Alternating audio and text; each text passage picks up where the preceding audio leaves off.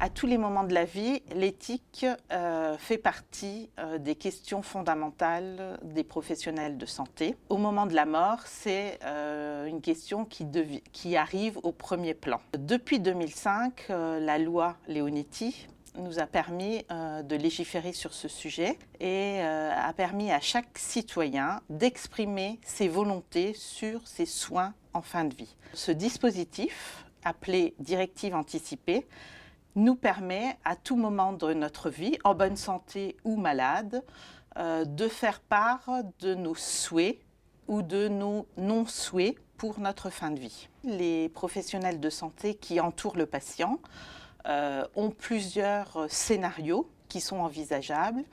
Et pour permettre à ces professionnels de prendre la meilleure décision, eh bien, le citoyen peut écrire donc, ses souhaits, comme par exemple, je ne veux pas respirer avec une machine, je veux mourir chez moi, entouré de mes proches, je ne veux pas être alimenté par des tuyaux.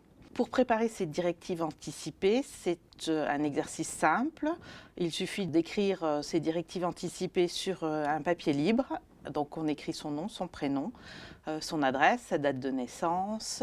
On date bien sûr et on signe ce document. Alors très important, ce document est révocable à tout moment.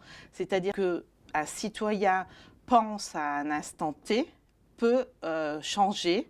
Donc c'est très important de préciser ça à chaque patient, à chaque citoyen, que ce qu'il écrit à un moment donné de sa vie, de son histoire, peut être révocable si sa situation de santé change. Donc ce n'est pas gravé dans le marbre, ça peut être tout à fait amélioré ou changé sans aucun problème.